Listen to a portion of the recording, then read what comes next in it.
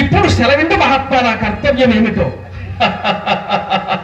నక్షత్రగా గురుదేవ, ఆ రాజుని ఆ హరిశ్చంద్రుని ఎట్టులైనను ఒక్క అబద్ధమాడింపు చాలును. గురుదేవ, ఒక్క అబద్ధమాడింపబడి చాలు. అబద్ధమేనా ఇంకేమైనా చేయించవలేదు? ఇంకేమైనా ఒక్కలేదు. అసత్యం ఆడించినదో చాలు. అంతే. గురుదేవ, అతడు ఆడగలడా? సందేహం మాత్రమే. అతడు ఆడగలడాని నన్ను అడిగితే నేనేమి చెప్పుదునయ్యా? అతనికి అసత్యం ఆడింపవలసినదే. అది మన తక్షణ కర్తవ్యం. గురుదేవ, తమ ఆశీర్వాద ప్రభావం ఉన్నచో అలాగునే జరుగును కాక. కానీ అతడు మనకు ఎంత ధనమియ్యవలయో కూడా తెలియజేయడు మహాత్మా. చక్కగా ప్రశ్నించింది నక్షత్రంగా. ఆ హరిశ్చంద్రుడు మనకి ఇవ్వలసిన రొక్కము ఆకాశములు గల నక్షత్రములు, భూమండలములకు నిస్పరేణువులు, ఈ రెంటిని గుణింపగా వచ్చిన లబ్ధమే హరిశ్చంద్రుడు మనకి ఇవ్వవలసిన రొక్కము. దీనిని ఇదివరకే నిర్ణయించదని శ్రద్ధగా అలింపము. సంతాబలముపై బలవంతుడొక్కడు నిలజేయుడి,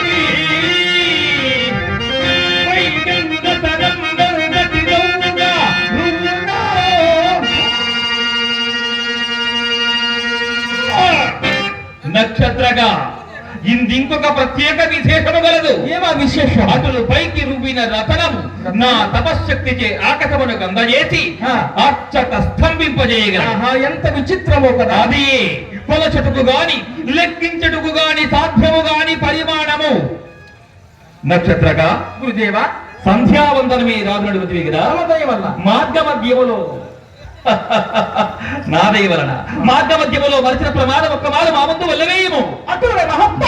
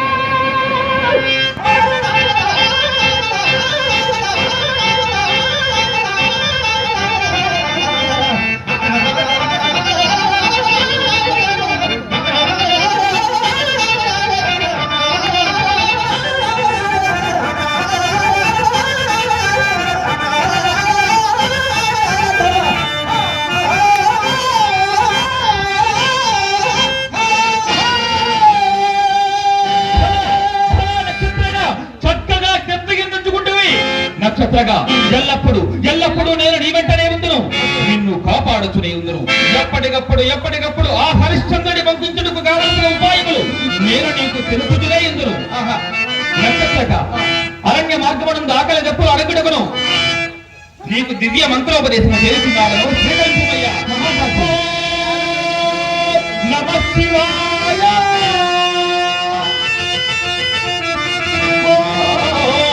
నమః శివాయ,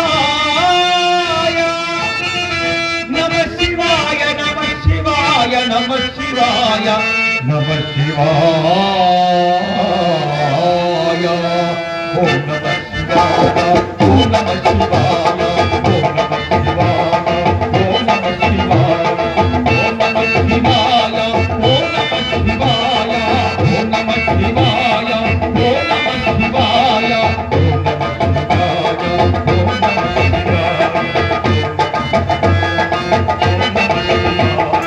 శివాయ.